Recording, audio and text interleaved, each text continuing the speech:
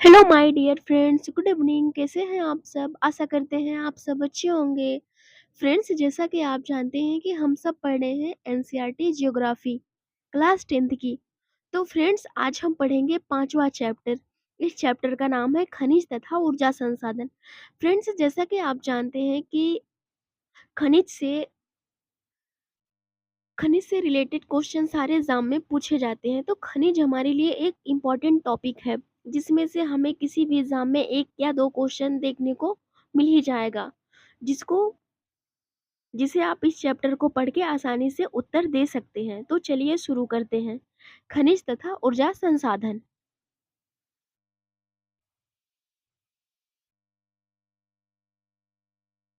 तो फ्रेंड्स, पहले यहाँ पे एक एक कहानी के माध्यम से शुरुआत की गई है।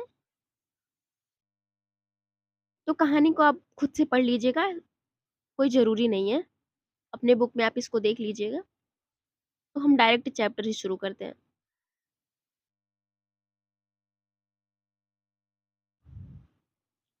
तो चलिए शुरू करते हैं। हम अपनी रोजमर्रा की जिंदगी में धातु से बनी विभिन्न वस्तुओं का प्रयोग करते हैं। क्या आपने घर में प्रयोग की जाने वाली धातु से बनी चीजों की सूची बना सकते हैं? इसमें यह कहा गया है कि जो अपने घर में जो भी चीजें आपकी धातु से बनी है, क्या आप उसकी सूची बना सकते हैं?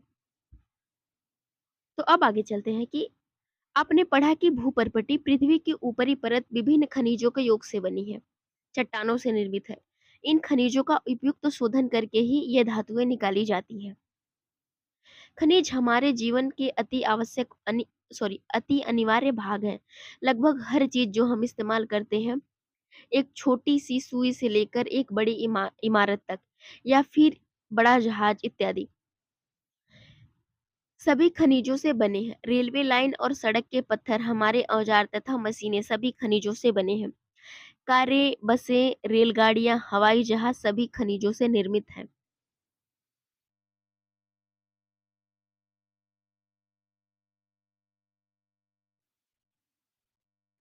सभी खनिजों से निर्मित है।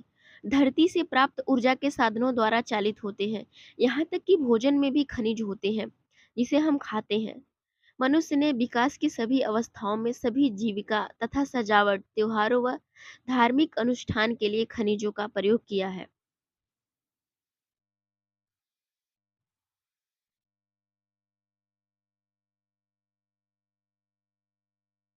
यहाँ पे देखिए, कोष्टक में कुछ इंपॉर्टेंट बातें बताई गई हैं। दंत मंजन, खनिज व दंत मंजन से एक उज्जवल मुस्कान। दंत मंजन आपके दांत साफ करते हैं। कुछ अपघर्षक खनिज जैसे सिलिका, चूना पत्थर, एल्युमिनियम ऑक्साइड, विभिन्न फास्फेट विभिन्न फास्फेट खनिज स्वच्छता में मदद करते हैं। फ्लूराइड, जो दांतों को गलने से रोकता है, फ्लूओराइड नामक खनिज से प्राप्त होता है। अधिकतर दंत मंजन टिटेनियम ऑक्साइड से सफेद बनाए जाते हैं, जो कि इलेमेनाइट र्यूटाइल इलेमेनाइट तथा एनाटेज नामक खनिज से प्राप्त होते हैं। कुछ दंतमंजन जो चमक प्रदान करते हैं, उनका कारण अभ्रक है। टूथब्रश व पेस्ट की ट्यूब पेट्रोलियम से प्राप्त प्लास्टिक की बनी होती है। अब यह बताइए कि खनिज कहाँ पाए जाते हैं? इसको आप हमें कमेंट बॉक्स में बताइएगा।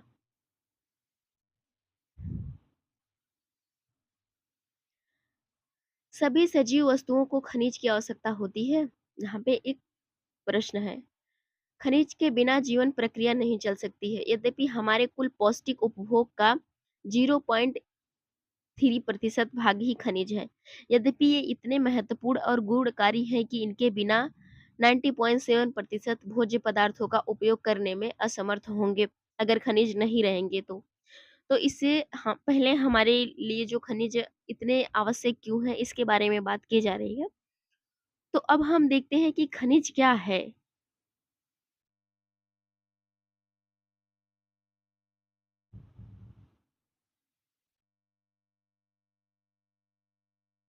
खनिज क्या है? भूवैज्ञानिकों के अनुसार खनिज एक प्राकृतिक रूप से विद्यमान समरूप तत्व है। इसकी एक निश्चित आंतरिक संरचना है। खनिज प्रकृति में अनेक रूपों में पाए जाते हैं, जिसमें कठोर हीरा व नरम चूना तथा सम्मिलित खनिज इतने विविध क्यों हैं?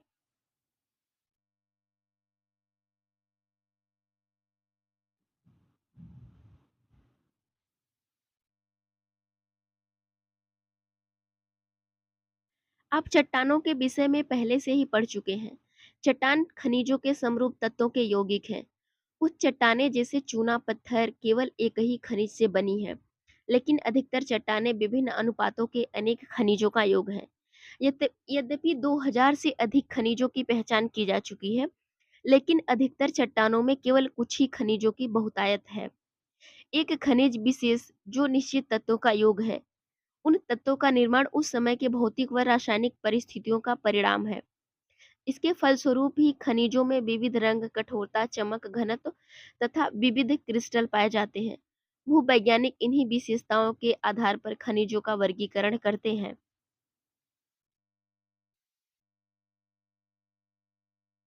खगोलविदों व भूवैज्ञानिकों द्वारा खनिजों का अध्ययन।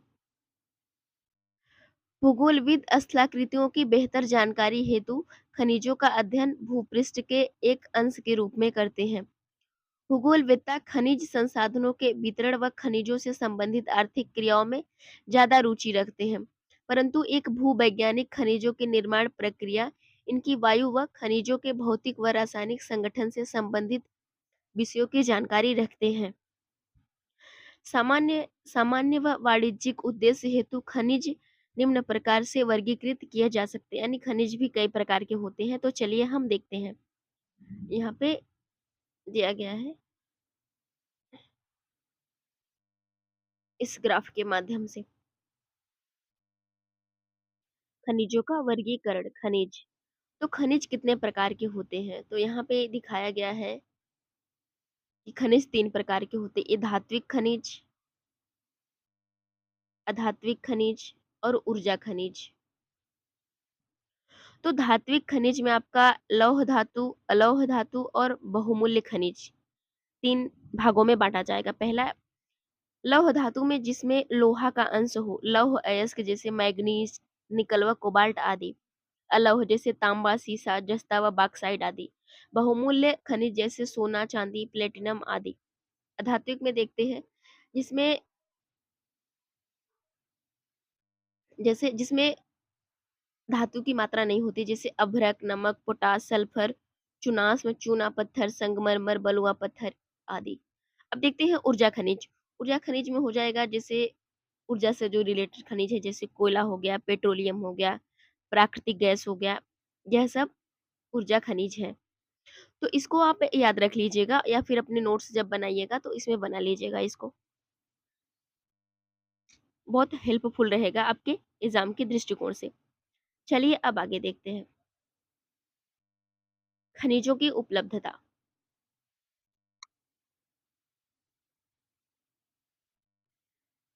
खनिज कहाँ पाए जाते हैं? सामान्यतः खनिज अयस्कों में पाए जाते हैं। किसी भी खनिज में अन्य अवयव या तत्वों का मिश्रण या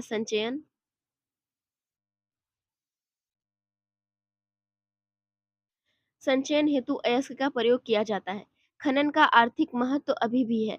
जब अयस्क में खनिजों का संचयन पर्याप्त मात्रा में हो, खनिजों के खनन की सुविधा इसके निर्माण व संरचना पर निर्भर है।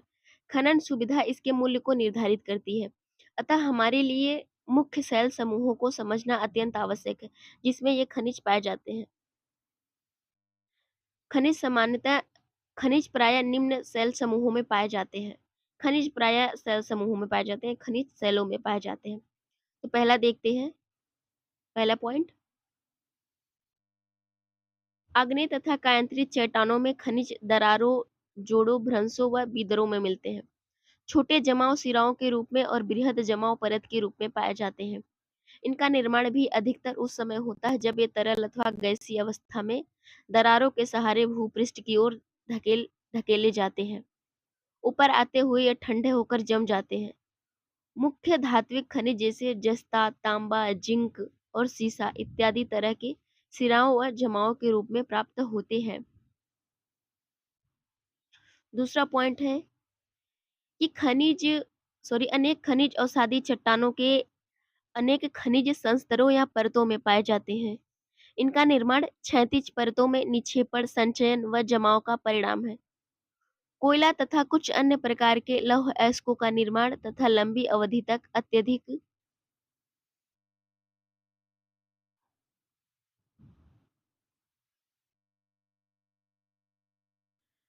अत्यधिक ऊष्मा व दबाव का परिणाम है। अवसादी चट्टानों में दूसरी श्रेणी के खनिजों में जिप्सम, पोटास, नमक व सोडियम सम्मिलित है। इसका निर्माण विशेषकर शुष्क प्रदेशों में वाष्पीकरण के फलस्वरूप होता है। अब चलिए आगे देखते हैं।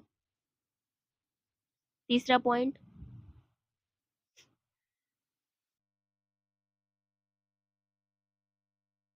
खनिजों के निर्माण की एक अन्य विधि धरातली चट्टानों का अपघटन है।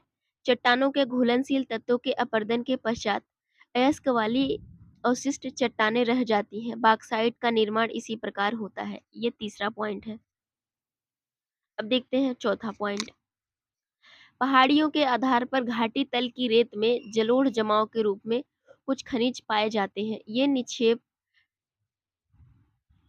प्लेशर निक्षेप के नाम से जाने जाते हैं। इनमें प्राय ऐसे खनिज होते हैं जो जल द्वारा घर्षित नहीं होते हैं। इन खनिजों में सोना, चांदी, टीन व प्लेटिनम प्रमुख है। देखते हैं पांचवा पॉइंट।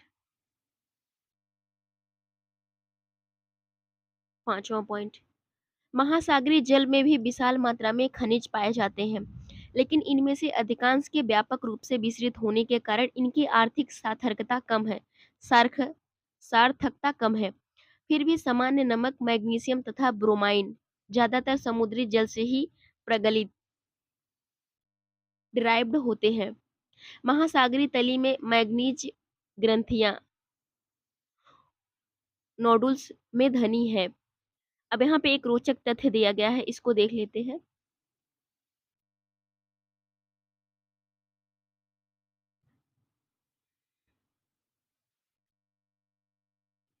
रेड होल खनन। रेड होल खनन क्या होता है? क्या आप जानते हैं कि भारत में अधिकांश खनिज राष्ट्रीयकृत है? इनका निष्कर्षण सरकारी अनुमति के पश्चात ही संभव है, किंतु उत्तर पूर्वी भारत के अधिकांश जनजातीय क्षेत्रों में खनिजों का स्वामित्व व्यक्तिगत व समुदायों को प्राप्त है। मेघालय में कोयला, लौह अयस्क, चूना पत्थर व डोलोमाइट के विशाल निक्षेप पाए जाते हैं, जो जोआई व चेरापूंजी कोयले खनन परिवार के सदस्य द्वारा एक लंबी संकीर्ण सुरंग के रूप में किया जाता है, जिसे रेड होल खनन कहते हैं। नेशनल ग्रीन ट्रिब्यूनल ने इन क्रियाकलापों को अवैध घोषित किया है। सलाह दी है कि इसे तुरंत रोक दिया जाए, यानी अब अवैध घोषित कर दिया गया है रेड होल खनन का। बहुत पतली सी सुरंग होती है और बहुत रिस्क भरी सुरंग होती है, इसमें जान का बहुत खतरा होता है। तो चलिए अब आगे देखते हैं।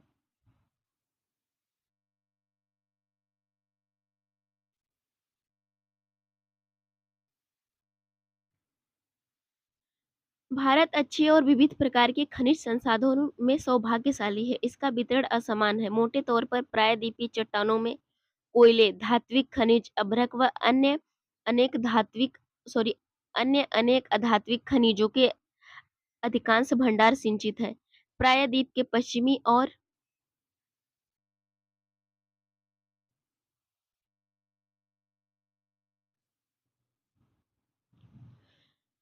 और पूर्वी पार्श्वों पर गुजरात और असम की तलछटी चट्टानों में अधिकांश खनिज तेल निक्षेप पाए जाते हैं। प्रायद्वीपीय शैल क्रम के साथ राजस्थान में अनेक अलौह खनिज पाए जाते हैं। उत्तरी भारत के विस्तृत जलोढ़ मैदान आर्थिक महत्व के खनिजों से लगभग विहीन है। ये विभिन्नताएं खनिजों की रचना में अंतर्ग्रस्त भूगर्भिक संरचना प्रक्रियाओं और समय के कारण है। आइए अब हम भारत में कुछ प्रमुख खनिजों के वितरण का अध्ययन करें। सदैव स्मरण रखें कि अयस्क में खनिज का सांद्रण, उत्खनन की सुगमता और बाजार की निकटता किसी भी संचय की आर्थिक जीव्यता को करने में महत्वपूर्ण भूमिका निभाते हैं। अतः मांग की पूर्ति के लिए अनेक संभव विकल्पों में से चयन करना पड़ता है। ऐसा हो जाने के बाद एक खनिज निक्षेप अथवा भंडार खदान में परिवर्तित हो जाता है। अब दूसरा देखते हैं, अलौह खनिज।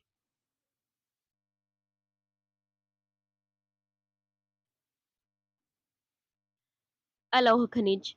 अलौह खनिज धात्विक खनिजों के कुल उत्पादन मूल्य के 3/4 भाग का योगदान करते हैं। ये धातु शोधन उद्योगों के विकास को मजबूत आधार प्रदान करते हैं। भारत अपनी घरेलू मांग को पूरा करने के पश्चात बड़ी मात्रा में धात्विक खनिजों का निर्यात करता है, यानी भारत धात्विक खनिजों का निर्यात करता है। अब देखते हैं लौह अयस्क क्या होता है। लौह अयस्क एक आधारभूत खनिज है तथा औद्योगिक विकास की रीढ़ है। भारत में लौह अयस्क के विपुल संसाधन विद्यमान है।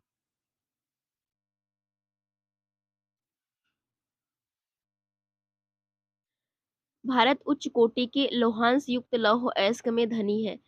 मैग्नेटाइट सर्वोत्तम प्रकार का लौह अयस्क है जिसमें 70% लोहांश पाया जाता है। इसमें सर्वश्रेष्ठ चुंबकीय गुण होते हैं जो विद्युत उद्योगों में विशेष रूप से उपयोगी हैं। हेमेटाइट सर्वाधिक महत्वपूर्ण औद्योगिक लौह अयस्क है जिसका अधिकतम मात्रा में उपभोग हुआ है, किंतु इसमें लोहांश की मात्रा मैग्नेटाइट की अपेक्षा थोड़ी सी कम होती है। इसमें लोहांश 50 से 60% तक पाया जाता है। वर्ष 2018-19 में लौह अयस्क का लगभग समस्त उत्पादन 97% ओडिशा, छत्तीसगढ़, कर्नाटक और झारखंड से प्राप्त हुआ था। यानी सबसे ज्यादा लौह अयस्क ओडिशा, छत्तीसगढ़, कर्नाटक और झारखंड में पाया जाता है। शेष 3% उत्पादन अन्य राज्यों में हुआ था।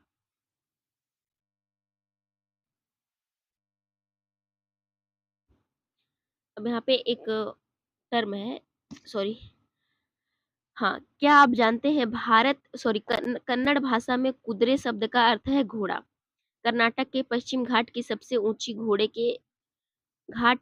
ऊंची चोटी घोड़े के मुख से मिलती जुलती है। बेलाडीला की पहाड़ियां बैल की ढील यानी हम्प से मिलती जुलती है जिसके कारण इसका यह नाम पड़ा। यानी जो यहाँ पे ऊंची चोटी है इसकी वह घोड़े के मुख से मिलती जुलती है।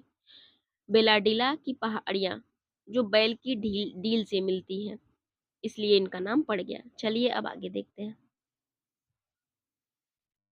भारत में लौह अयस्क की पेटियां, ये इंपॉर्टेंट है फ्रेंड्स, बहुत इंपॉर्टेंट है, इसको आप ध्यान से पढ़िए।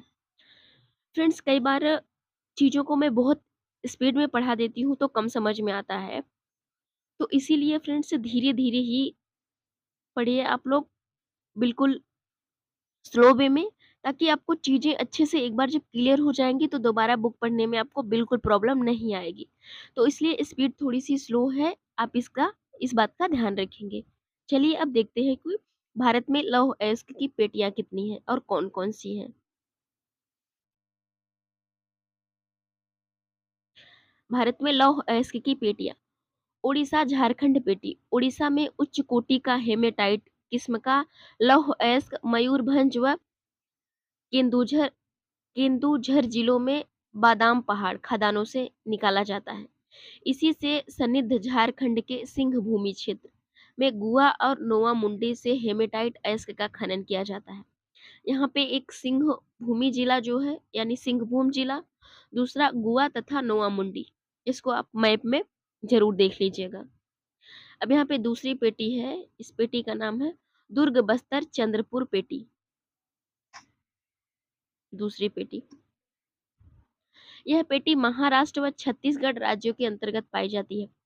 छत्तीसगढ़ के बस्तर जिले बेलाडीला पहाड़ी श्रृंखलाओं में अति उत्तम कोटि के हेमेटाइट पाया जाता है। यानी जो छत्तीसगढ़ का बेलाडीला पहाड़ी है बस्तर जिले में, वहां पर उच्च कोटि का हेमेटाइट पाया जाता है जिसमें इस गुणवत्ता के लौह के 14 जमाव मिलते हैं।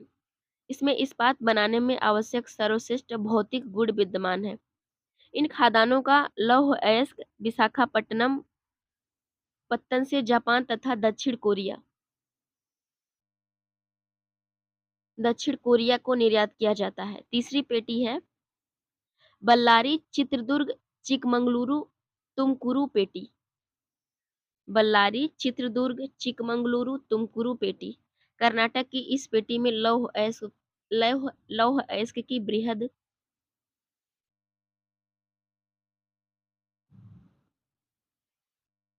बृहद राशि संचित है। कर्नाटक में पश्चिमी घाट में अवस्थित कुद्रे मुख की खानें 100% निर्यात इकाई है। कुद्रेमुख निक्षेप संसार के सबसे बड़े निक्षेपों में से एक माने जाते हैं। लौह अयस्क करदम रूप से पाइपलाइन द्वारा मंगलुरु के निकट एक पत्तन पर भेजा जाता है। चौथी है महाराष्ट्र गोवा पेटी। यह पेटी गोवा तथा महाराष्ट्र राज्य के रत्नागिरी जिले में स्थित है। यद्यपि यहाँ का लोहा उत्तम प्रकार का नहीं है, यद्यपि इसकी दक्षता से दोहन किया जाता है। मरमागांव पत्तन से इसका निर्यात किया जाता है। तो इसको आप एक बार, दो बार, तीन बार, चार बार कम से कम पढ़ेंगे, तब आपको चीजें क्लियर होंगी, क्योंकि फ्रेंड्स एक बार पढ़ने से कुछ भी क्लियर नहीं होता, यहाँ तक कि समझ में भी नहीं आता है कि बातें क्या हो रही हैं। इसलिए आपको कई बार पढ़ना है। और जो एनसीईआरटी है आपका बेसिक तो कंप्लीट करे ही, साथ साथ में पीटी के लिए, मेंस के लेवल तक आपको तैयार करेगी। तो इसलिए आपको कई बार इसको ध्यान से पढ़ना है, बिल्कुल लापरवाही नहीं करनी है। आपको हमेशा अपने लक्ष्य को ध्यान में रखना है कि हम क्यों आए हैं, क्या करने आए हैं, क्यों तैयारी शुरू की है, अगर की है तो हमें पूरा भी करना है। ये सब चीजें आपको दिमाग में हमेशा रहनी चाहिए, कोई भी टाइम वेस्ट करने से पहले। अब हम यहाँ पे देखते हैं मैग्नीज। मैग्नीज क्या होता है? मैग्नीज मुख्य रूप से इस्पात के विनिर्माण में प्रयोग किया जाता है। 1 टन इस्पात बनाने में लगभग 10 किलोग्राम मैग्नीज की आवश्यकता होती है। इसका उपयोग ब्लीचिंग पाउडर, कीटनाशक दवाएं व पेंट बनाने में किया जाता है। तो यहाँ पे देखिए, ये मैग्नीज उत्पादन में राज्यों का कितना प्रतिशत अंश है। तो यहाँ पे देखिए 33% एमपी, 27% महाराष्ट्र, 16% उड़ीसा, 12% कर्नाटक, 10% आंध्र प्रदेश, 2% अन्य। यानी सबसे ज्यादा मैग्नीज पाया जाता है मध्य प्रदेश में, दूसरे नंबर पर महाराष्ट्र में, तीसरे नंबर पर उड़ीसा में। तो चलिए अब आगे देखते हैं। यहाँ पे एक मैप दिया गया है, इसको देख लेते हैं हम।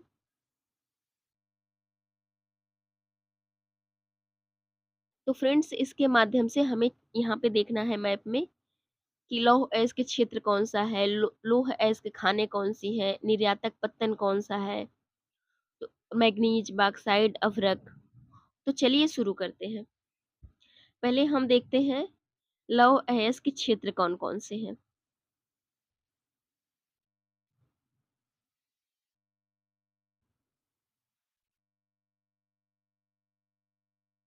यहाँ पे देखिए कुछ पोर्शन इस तरीके का दिख रहा है आपको। यह सब लौह अयस्क के क्षेत्र हैं, जिसमें से जो लौह अयस्क के खाने हैं, जैसे यहाँ पे हो गई तुमकुरू, चिकमंगलुरु, चित्रदुर्ग, बल्लारी, शिवमोगा, कुद्रेमुख, यह सब है लौह अयस्क के खाने। इसमें हो गया बेलाडीला, चंद्रपुर, दुर्ग हो गया, यहाँ पे फिर केंदुझर, मयूरभंज, गुआ, यहाँ पे जो रेड कलर से दिखाया गया है लौह अयस्क की खाने हैं। यहाँ पे रत्नागिरी, दूसरा गोवा, यह सभी लौह अयस्क की खाने हैं। अब हम तीसरा देखते हैं कि लौह अयस्क निर्यातक पत्तन कौन कौन सा है। तो यहाँ पे देखिए पहला विशाखापत्तनम, पारादीप, उसके बाद ये दो ही पत्तनें हैं जो कि लौह अयस्क का निर्यात करती है, पारादीप और विशाखापत्तनम। अब तीसरा देखते हैं मैग्नीज, सॉरी, हाँ मैग्नीज। मैग्नीज कहाँ पाया जाता है? यहाँ पे एक क्षेत्र, यहाँ पे शिवमोगा दिख रहा है, शिवमोगा। तो यहाँ पर देखिए एक यहाँ पे पत्तन भी, सॉरी, यहाँ पे एक पत्तन छूट गया था, जैसे पारादीप था, विशाखापत्तनम था, यहाँ पे मरमा गांव है। यह भी लौह अयस्क निर्यातक पत्तन है। तो यहाँ पे जैसे बॉक्साइट के हैं, अभ्रक के हैं। तो फ्रेंड्स इसके माध्यम से आप मैप मैप को देख सकते हैं, और आप इसको अपनी नोट्स में बना लीजिएगा कि कहाँ पे कौन सा खनिज पाया जाता है। तो एक आपके लिए बहुत हेल्पफुल हो जाएगा। तो चलिए अब आगे देखते हैं। अब यहाँ पे हम देखेंगे अलौह खनिज।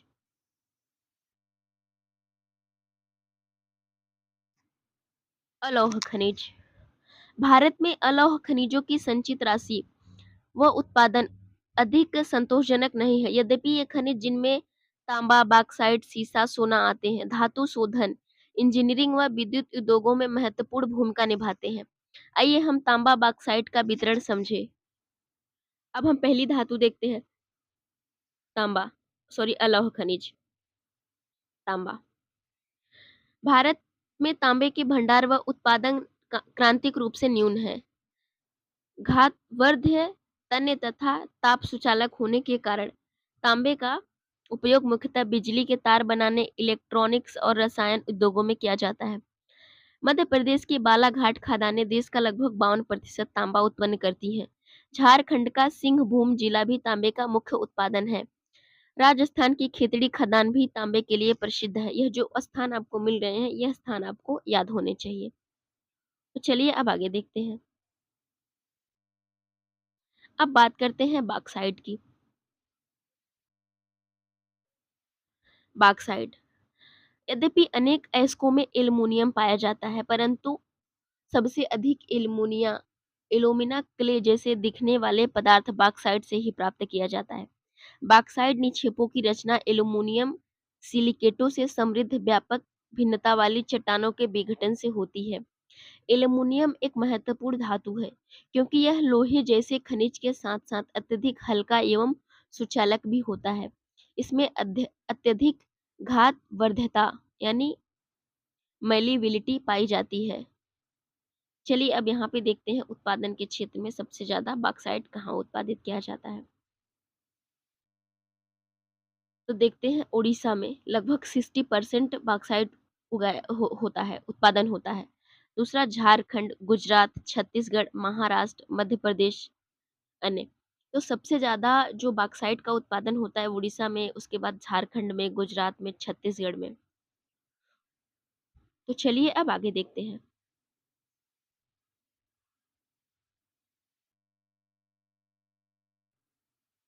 यहाँ पे देखिए बॉक्साइट की खाने हैं।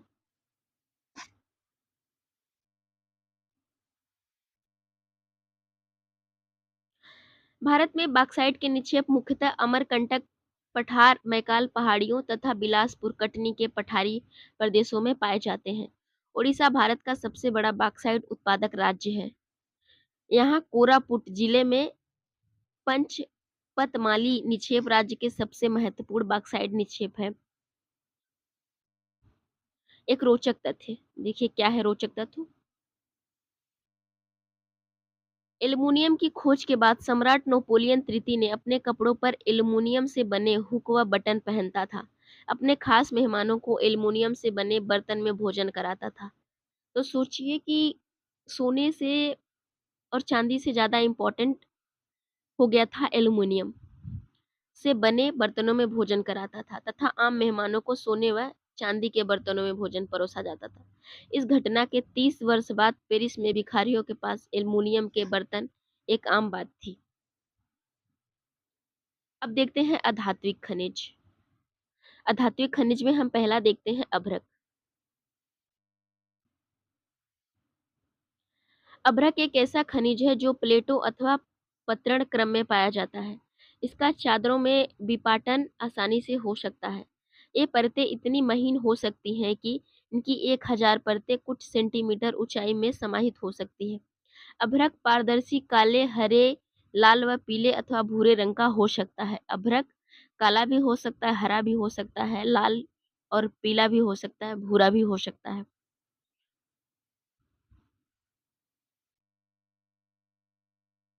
इसकी सर्वोच्च परावैद्युत शक्ति ऊर्जा हास्य का निम्न गुणांक बिंसवाहन गुण और उच्च कोटि वोल्टेज प्रतिरोधिता के कारण अभ्रक विद्युत व इलेक्ट्रॉनिक उद्योगों में प्रयुक्त होने वाले अपरिहार्य खनिजों में से एक है। अभ्रक के निक्षेप छोटा नागपुर पठार के उत्तरी पठारी किनारों में पर पाए जाते हैं। बिहार, झारखंड की कोडरमा गया हजारी पेटी अग्रणी उत्पादक है। बिहार, झारखंड की कोडरमा गया हजारी पेटी अग्रणी उत्पादक है अभ्रक के क्षेत्र में। राजस्थान के मुख्य मुख्य अभ्रक उत्पादक क्षेत्र अजमेर के आसपास है। आंध्र प्रदेश की नेल्लोर अभ्रक पेटी भी देश की महत्वपूर्ण उत्पादक पेटी है। अभ्रक सबसे ज्यादा पाया जाता है, जो बिहार झारखंड की कोडरमा गया हजारी पेटी है। अब देखते हैं चट्टानी खनिज। चट्टानी खनिज, चूना पत्थर लाइमस्टोन। चूना पत्थर कैल्शियम या कैल्शियम कार्बोनेट से बनी चट्टानों में पाया जाता है। यह अधिकांशतः अवसादी चट्टानों में पाया जाता है। चूना पत्थर सीमेंट उद्योग का एक आधारभूत कच्चा माल होता है और लौह प्रगलन की भट्टियों के लिए अनिवार्य है। यहाँ पे अब दिया गया है, इसको देखते हैं। यहाँ पे चूना पत्थर उत्पादन में राज्यों का अंश दिया गया है। पे सबसे ज्यादा राजस्थान में 22%, आंध्र प्रदेश में 13%, मध्य प्रदेश में 13%, छत्तीसगढ़ 11%, कर्नाटक 10%, तेलंगाना 7%, गुजरात 6%, तमिलनाडु 5%, महाराष्ट्र 4%, अन्य में हो गया 9%। तो फ्रेंड्स सबसे ज्यादा जो क्या कहते हैं इसको, चूना पत्थर पाया जाता है राजस्थान में पाया जाता है। दूसरे नंबर पर आंध्र प्रदेश, तीसरे नंबर पर मध्य प्रदेश। डेटा हालांकि थोड़ा पुराना है, लेकिन जो चीजें चलती रहेंगी इसी आधार पर थोड़ा ऊपर नीचे हो सकता है एक दो राज्य, लेकिन जो इनका क्षेत्र है, एरिया है, वो वही रहेगा। चलिए अब आगे देखते हैं।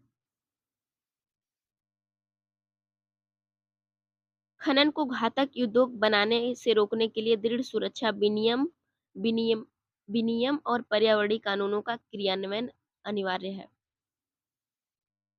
वहाँ पे खनन के जोखिम के खतरे क्या क्या हो सकते हैं, इसको आप खुद से पढ़ लीजिएगा। खनिजों का संरक्षण कैसे किया जाए, यह बात जानना बहुत आवश्यक है। तो चलिए इसके बारे में जानते हैं।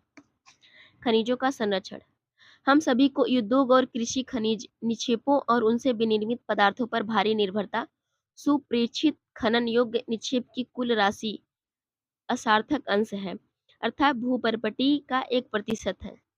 जिन खनिज संसाधनों के निर्माण व सांद्रण में लाखों वर्ष लगे हैं, हम उनका शीघ्रता से उपभोग कर रहे हैं। खनिज निर्माण की भूगर्भिक प्रक्रियाएं इतनी धीमी है कि उनके वर्तमान उपभोग की दर की तुलना में उनके पुनर्भरण की दर अपरिमित रूप से थोड़ी है। इसलिए खनिज संसाधन असीमित तथा अनवीकरणीय योग्य है। अनवीकरणीय योग्य है। समृद्ध खनिज निक्षेप हमारे देश की अत्यधिक मूल्यवान संपत्ति है, लेकिन ये अल्पजीवी है। एस्को के सतत उत्खनन से लागत बढ़ती है, क्योंकि खनिज के उत्खनन की गहराई बढ़ने के साथ साथ उनकी गुणवत्ता घटती जाती है।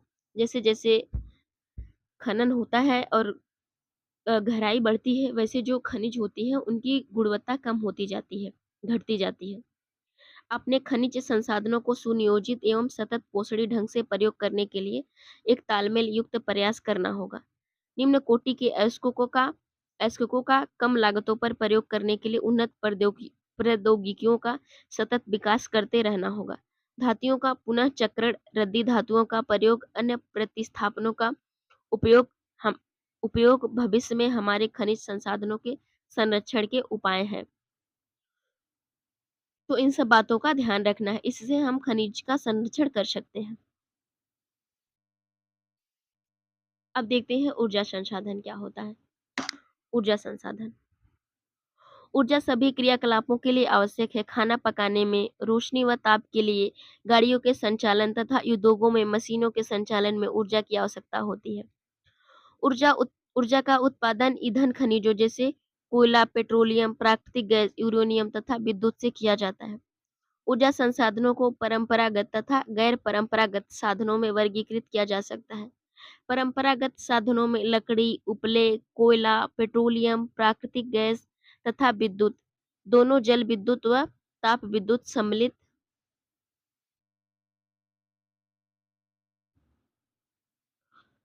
सम्मिलित हैं। परंपरागत साधनों में सौर, पवन, ज्वारी, भूतापी, बायोगैस तथा परमाणु ऊर्जा शामिल किए जाते हैं। ग्रामीण भारत में लकड़ी व उपले बहुतायत में प्रयोग किए जाते हैं। एक अनुमान के अनुसार ग्रामीण घरों में आवश्यक ऊर्जा का 70% से अधिक इन 2 साधनों से प्राप्त होता है। लेकिन अब घटते वन क्षेत्र के कारण इसका उपयोग करते रहना कठिन हो जा रहा है।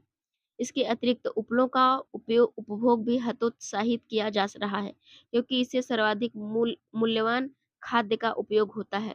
इसे कृषि में प्रयोग में लाया जा सकता है। जिससे हम उपला बनाते हैं, उसको हमें खेतों में उपयोग करना चाहिए। अब देखते हैं परंपरागत ऊर्जा के स्रोत कौन-कौन से हैं। तो यहाँ पे परंपरागत ऊर्जा के स्रोतों में सबसे पहला है कोयला। भारत में कोयला बहुतायत में पाया जाने वाला जीवाश्म ईंधन है। यह देश की ऊर्जा आवश्यकताओं का महत्वपूर्ण भाग प्रदान करता है। इसका उपयोग ऊर्जा उत्पादन तथा उद्योगों और घरेलू जरूरतों के लिए ऊर्जा की आपूर्ति के लिए किया जाता है। भारत अपनी वाणिज्यिक ऊर्जा आवश्यकताओं की पूर्ति हेतु मुख्यतः कोयले पर निर्भर है। जैसा कि आप पहले से ही जानते हैं कि कोयले का निर्माण पादप पदार्थों के लाखों वर्षों तक संपीड़न से हुआ है। इसलिए संपीड़न की मात्रा, गहराई और दबने के समय के आधार पर कोयला अनेक रूपों में पाया जाता है। दलदलों में क्षय होते पादप से पीट उत्पन्न होता है, जिसमें कम कार्बन नमी की उच्च मात्रा व निम्न ताप क्षमता होती है। लिग्नाइट एक निम्न कोटि का भूरा कोयला होता है। यह मुलायम होने के साथ अधिक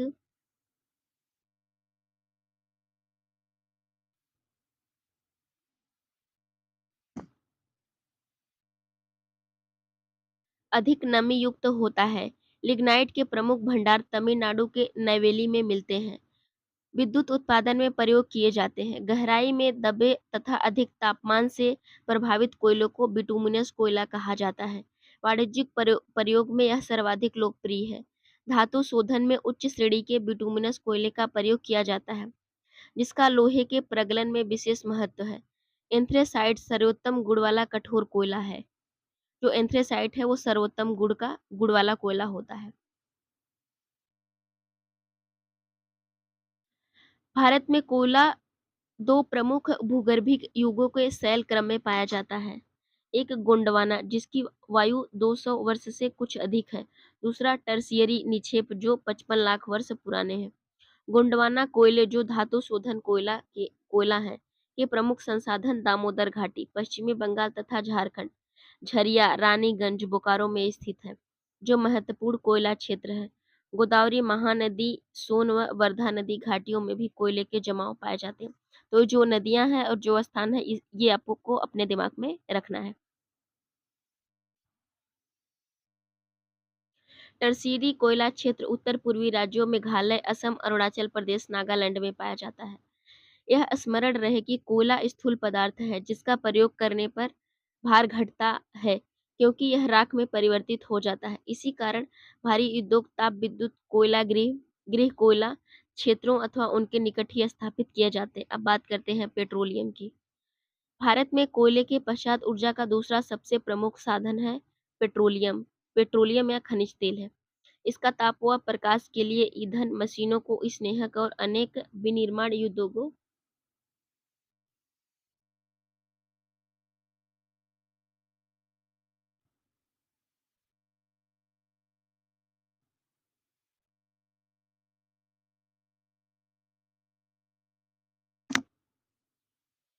विनिर्माण उद्योगों को कच्चा माल प्रदान करता है। तेल शोधनशालाएं संश्लेषित वस्त्र, उर्वरक तथा असंख्य रसायन उद्योगों में एक नोडी बिंदु का काम करती हैं। भारत में अधिकांश पेट्रोलियम की उपस्थिति टर्शियरी युग की शैल संरचनाओं में अपनति व भ्रंश ट्रैप में पाई जाती है। वलन, अपनति व गुंबदों वाले प्रदेशों में यह वहां पाया जाता है जहां उद्वलन शीर्ष में तेल ट्रैप हुआ होता है। तेल धारक सन संरद्र संरद्र चूना पत्थर व बालू पत्थर होता है, जिसमें से तेल प्रवाहित हो सकता है। मध्यवर्ती संरद्र असंरद्र परतें तेल को ऊपर उठाने व नीचे रिसने से रोकती हैं। पेट्रोलियम संरद्र और असंरद्र चट्टानों के बीच भ्रंश ट्रैप में भी पाया जाता है।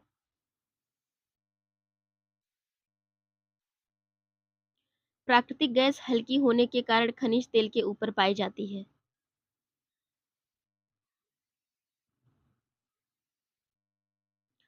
भारत में हाई गुजर हाई, गुजरात और असम प्रमुख पेट्रोलियम उत्पादक क्षेत्र हैं। भारत के मानचित्र में 3 प्रमुख अपतटीय तेल क्षेत्र चिह्नित करें। अंकलेश्वर गुजरात का सबसे महत्वपूर्ण तेल क्षेत्र है। असम भारत का सबसे पुराना तेल क्षेत्र राज्य है। डिगबोई नहर कटिया, मुरन हुजरी जन इस राज्य के महत्वपूर्ण तेल उत्पादन क्षेत्र हैं।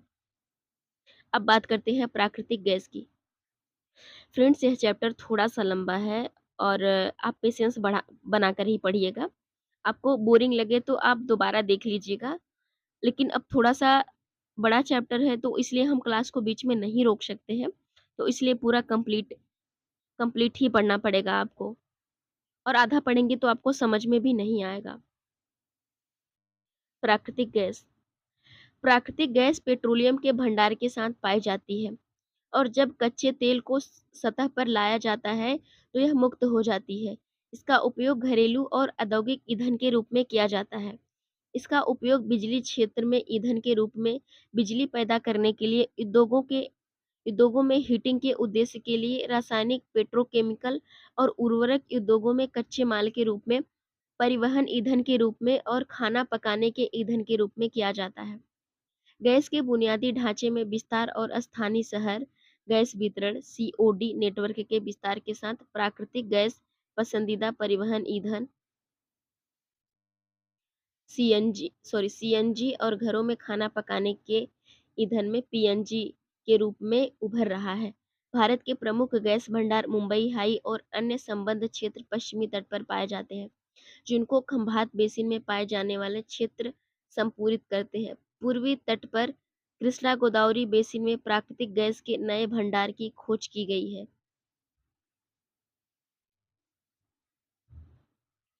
फ्रेंड्स, यहाँ पे मैपिंग का कुछ क्षेत्र छूट गया था, इसको देख लेते हैं। यहाँ पे देखिए, इसके माध्यम से हम मैप देखेंगे जो इस टाइप का जो चित्र बना है, यह कोयला क्षेत्र है। तो चलिए देखते हैं कहाँ-कहाँ पे है।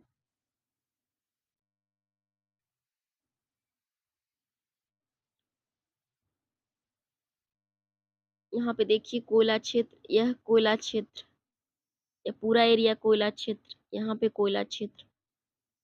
तो यहाँ पे देखते हैं जो तिकोना बना है ब्लैक कलर का त्रिभुज, यह कोयले की खाने को दर्शाता है। जैसे सिंगरैनी कोयला की खान हो गई, तलचर, कोरबा, सिंगरौली, झरिया, रानीगंज, बोकारो। फ्रेंड्स, इसको आप एटलस में जरूर दर्शाइएगा जो जितने हैं, ताकि आपको याद रहे क्यों प्रसिद्ध है। यहाँ पे देखिए कुछ है जैसे जंजी, मूरन, मेकुम, नजीरा। तो कुछ क्षेत्र ऐसे हैं जहाँ पे कोयले के खाने पाए जाते हैं। और यहीं पे देखिए तेल क्षेत्र, जो लाल कलर का चौकोर से बनाया गया, यहाँ पे तेल क्षेत्र। जैसे यहाँ पे देखिए मुंबई हाई, बसीन, यहाँ पे कलोल, उसके बाद यहाँ पे अंकलेश्वर हो गया। उसके बाद यहाँ पे कुछ क्षेत्र हैं जो तेल क्षेत्र के लिए जाने जाते हैं। यहाँ पे देखिए कि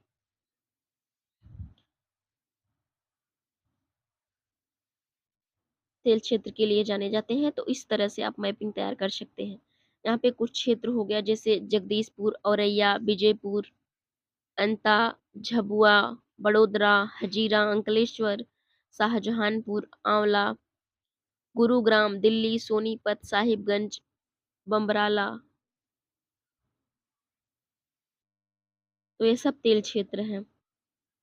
यहाँ पे कुछ एरिया दिया गया है, जैसे मुख्य प्राकृतिक गैस कौन-कौन सी हैं। यहाँ पे जैसे यह पे देखिए, यहाँ पे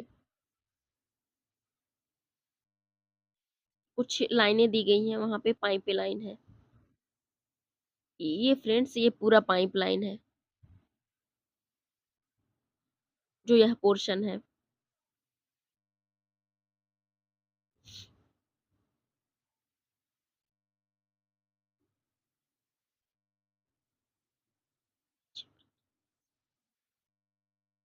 चलिए अब आगे देखते हैं। यहाँ पे एक मैप और बाकी है, इसको देख लेते हैं। यहाँ पे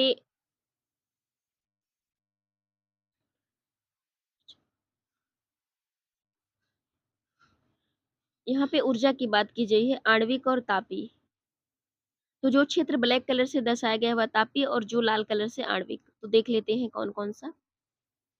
तो यहाँ पे देखिए इन्नौर, तापी, कलपक्कम, अण्विक, कैगा, आणविक, यहाँ पे उरड, नासिक, ट्राम्बे, वानकबाड़ी, अहमदाबाद, गांधीनगर, साबरमती, ध्रुवरन, सिंगरौली, अमरकंटक, सतपुड़ा, कुरंडी, चंद्रपुर, रामगुंडम, विजयवाड़ा, तलचर, संथालडीह, दुर्गापुर, कोलकाता, चंद्रपुर, रिहंद, बरौनी, पनकी, यह सब तापी ऊर्जा के मुख्य क्षेत्र हैं।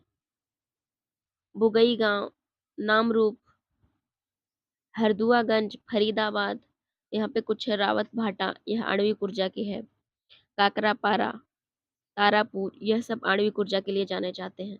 तो आणविक ऊर्जा के लिए बहुत कम क्षेत्र जाने जाते हैं और तापी ऊर्जा के लिए काफी अधिक मात्रा में। यहाँ पे फरीदाबाद, दिल्ली। तो इस तरीके से आप इन सब को मैप में दर्शा सकते हैं, नहीं तो इसका जो पीडीएफ है अपनी नोट्स में बना सकते हैं। इसका जो प्रिंट है अपने नोट्स में चिपका लीजिएगा ताकि आपको याद रहे।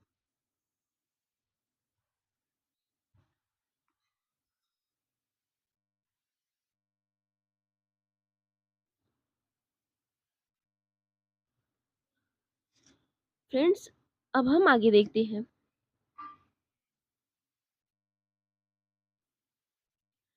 गेल द्वारा निर्मित पहली 1700 किलोमीटर लंबी Hazira Vijaypur Jagdishpur HVJ HVJ cross country gas pipeline Mumbai high और बसीन गैस क्षेत्रों को पश्चिमी और उत्तरी भारत में विभिन्न उर्वरक, बिजली और औद्योगिक परिसरों से जोड़ता है। इन गैस पाइपलाइनों ने भारतीय गैस बाजार के विभिन्न विकास को गति प्रदान की है। कुल मिलाकर भारत के गैस बुनियादी ढांचे का विस्तार क्रॉस कंट्री पाइपलाइनों के 1700 किलोमीटर से बढ़कर 18,500 किलोमीटर तक 10 गुना से अधिक हो गया है और पूर्वोत्तर राज्यों सहित देश भर में सभी गैस गैस स्रोतों और उपभोक्ता बाजारों को जोड़कर गैस ग्रिड के रूप में जल्द ही 34,000 किलोमीटर से अधिक तक पहुंचने की संभावना है। बात करते हैं विद्युत की। विद्युत आधुनिक विश्व में विद्युत के अनुप्रयोग इतने ज्यादा विस्तृत हैं कि इसके प्रति उपभोग को विकास का सूचकांक माना जाता है। विद्युत मुख्यतः दो प्रकार से उत्पन्न की जाती है। प्रवाही जल से जो हाइड्रो टरबाइन चलाकर जल विद्युत उत्पन्न करता है। दूसरा, अन्य ईंधन जैसे कोयला, पेट्रोलियम, प्राकृतिक गैस को जलाने से टरबाइन चलाकर विद्युत उत्पन्न की जाती है। एक बार उत्पन्न हो जाने के बाद विद्युत एक जैसी ही होती है।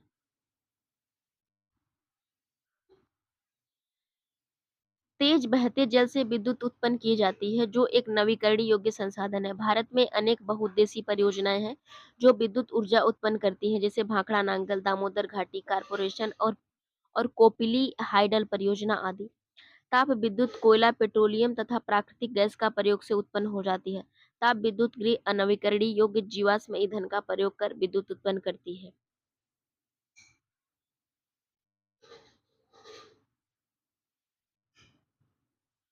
देखते हैं गैर परंपरागत ऊर्जा के साधन। गैर परंपरागत ऊर्जा के साधन। ऊर्जा के बढ़ते उपभोग ने उपभोग सॉरी ऊर्जा के बढ़ते उपयोग ने देश को कोयला, तेल और गैस जैसे जीवाश्मी ईंधन पर अत्यधिक निर्भर कर दिया है।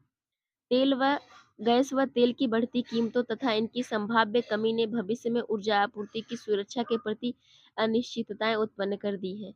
इसके राष्ट्रीय अर्थव्यवस्था की वृद्धि पर गंभीर प्रभाव पड़ते हैं।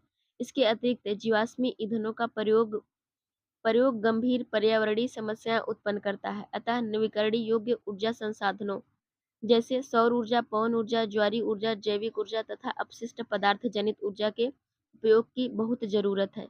ये ऊर्जा गैस परंपरागत साधन कहलाते हैं।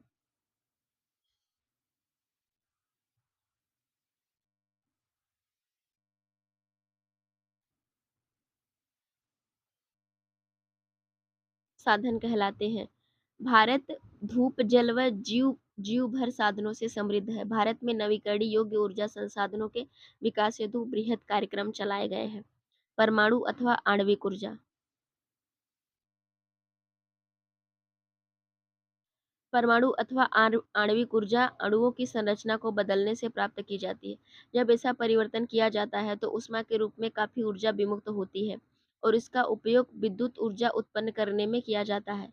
यूरोनियम और थोरियम, जो झारखंड और राजस्थान की अरावली पर्वत श्रृंखलाओं में पाए जाते हैं, का प्रयोग परमाणु अथवा आणविक ऊर्जा के उत्पादन में किया जाता है। केरल में मिलने वाली मोनाजाइट रेत में भी थोरियम की मात्रा पाई जाती है।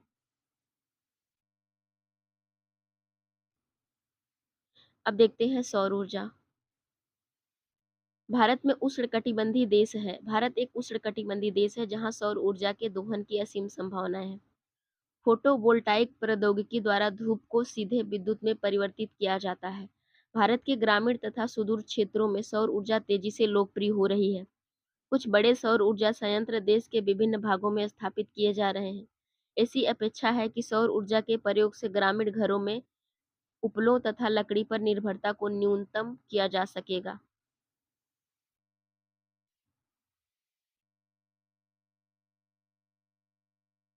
फलस्वरूप यह पर्यावरण संरक्षण में योगदान देगा और कृषि में भी खाद्य की पर्याप्त आपूर्ति होगी। पवन ऊर्जा। भारत में पवन ऊर्जा के उत्पादन की महान संभावनाएं हैं। भारत में पवन ऊर्जा फार्म के विशालतम पेटी तमिलनाडु में नागरकोइल से मदुरई तक अवस्थित है। इसके अतिरिक्त आंध्र प्रदेश, कर्नाटक, गुजरात, केरल, महाराष्ट्र तथा लक्षद्वीप में भी महत्वपूर्ण पवन ऊर्जा फार्म है। नागरकोइल और जैसलमेर देश में पवन ऊर्जा के प्रभावी प्रयोग जाने जाते हैं। बायोगैस। बायोगैस ग्रामीण इलाकों में झाड़ियों, कृषि अपशिष्ट, पशुओं और मानव जनित अपशिष्टों के उपयोग से घरेलू उपयोग हेतु बायोगैस उत्पन्न की जाती है। जैविक पदार्थों के अपघटन से गैस उत्पन्न होती है जिसकी तापीय क्षमता मिट्टी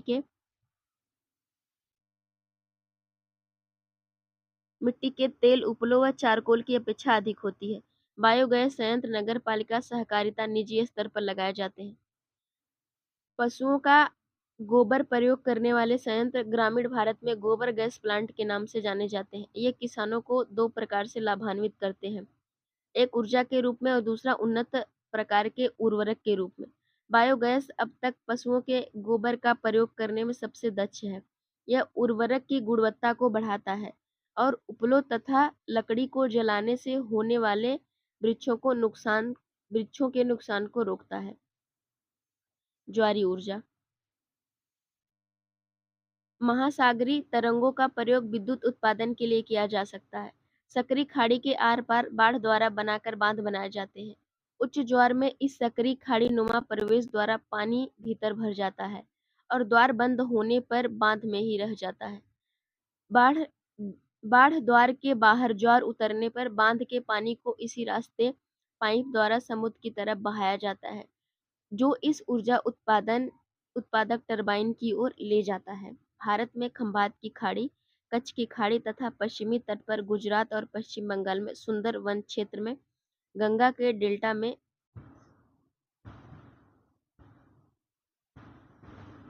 डेल्टा में ज्वारीय तरंगों द्वारा उत्पन्न करने की आदर्श दशाएं उपस्थित है। बात करते हैं भूतापी वर्षा। भूतापी ऊर्जा पृथ्वी के आंतरिक भागों में ताप का प्रयोग कर उत्पन्न की जाने वाली विद्युत को भूतापी ऊर्जा कहते हैं।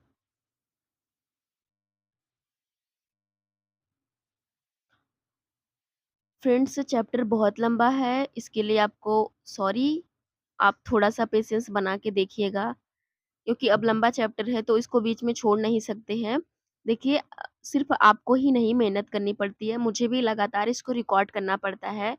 तो मुझे भी 1 घंटे 1.5 घंटे लगातार बोलने पड़ते हैं। तो इस बात का भी आप ध्यान रखिएगा। तो आप जब भी इसको देखिएगा तो पूरा कंप्लीट देखिएगा, तभी आपको समझ में आएगा।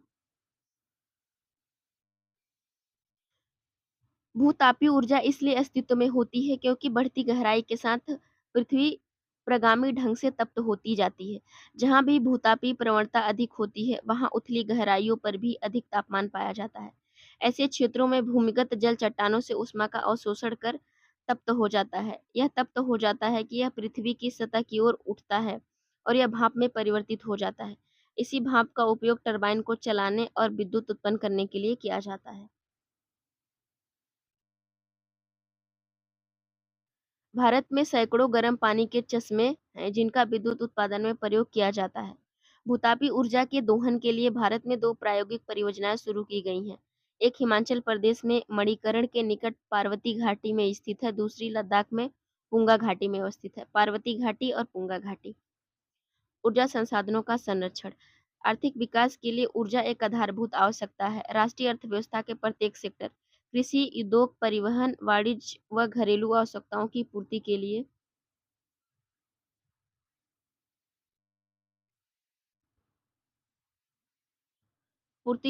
ऊर्जा के निवेश की आवश्यकता है। स्वतंत्रता की प्राप्ति के पश्चात क्रियान्वित आर्थिक विकास की योजनाओं को चालू रखने के लिए बड़ी मात्रा की आवश्यकताओं ऊर्जा की मात्रा की आवश्यकता थी। फलस्वरूप पूरे देश में ऊर्जा के सभी प्रकारों का उपयोग धीरे-धीरे बढ़ रहा है। इस पृष्ठभूमि में ऊर्जा के विकास के सतत पोषणी मार्ग के विकसित करने की तुरंत आवश्यकता है। ऊर्जा संरक्षण की प्रोन्नति में नवीकरणीय ऊर्जा संसाधनों का बढ़ता प्रयोग सतत पोषणी ऊर्जा के 2 आधार हैं। वर्तमान में भारत में विश्व के अल्पतम ऊर्जा दक्ष देशों में गिना जाता है। हम ऊर्जा के सीमित संसाधनों के न्यायसंगत उपयोग के लिए सावधानीपूर्ण उपागम अपनाना होगा। उदाहरणार्थ, एक जागरूक नागरिक के रूप में हम यातायात के लिए निजी वाहन की अपेक्षा सार्वजनिक वाहन का उपयोग करके, जब प्रयोग न हो रही हो तो बिजली बंद करके, विद्युत बचत करके, अपने उपकरणों के प्रयोग से गैर पारंपरिक ऊर्जा के साधनों के प्रयोग से हम अपना छोटा योगदान दे सकते हैं। आखिरकार ऊर्जा की बचत ही ऊर्जा उत्पादन है। तो फ्रेंड्स, अब कुछ अभ्यास प्रश्न दिए गए हैं, इसको देख लेते हैं हम। तो पहला प्रश्न है, यहाँ बहुविकल्पीय प्रश्न दिया गया है। पहला प्रश्न क्या है, देखते हैं इसको। तो पहला प्रश्न है, निम्नलिखित में से कौन सा खनिज अपक्षयित पदार्थ के अवशिष्ट भार को त्यागता हुआ चट्टान के अपघटन से बनता है? तो इसका सही उत्तर हो जाएगा बॉक्साइट। दूसरा है कि झारखंड में स्थित कोडरमा निम्नलिखित में से किस खनिज का अग्रणी उत्पादक है? इसका सही हो जाएगा अभ्रक। निम्नलिखित चट्टानों में से किस चट्टान के संस्तरों में खनिजों का निक्षेपण और संचयन होता है? इसका सही उत्तर हो जाएगा तलछटी चट्टानें। इसे ही हम अवसादी चट्टानें कहते हैं। चौथा है कि मोनाजाइट रेत में निम्नलिखित में से कौन सा खनिज पाया जाता है? तो इसका सही उत्तर हो जाएगा थोरियम। तो फ्रेंड्स, आज के लिए इतना ही। थोड़ा सा लंबा चैप्टर था, इसके लिए आपको थोड़ा सा पेशेंस बना के देखना होगा। फ्रेंड्स, अगर आपको हमारा सेशन पसंद आ रहा है तो हमारे चैनल को सब्सक्राइब कर दीजिए। आज के लिए इतना ही, मिलते हैं अगले पार्ट में। Thank you so much.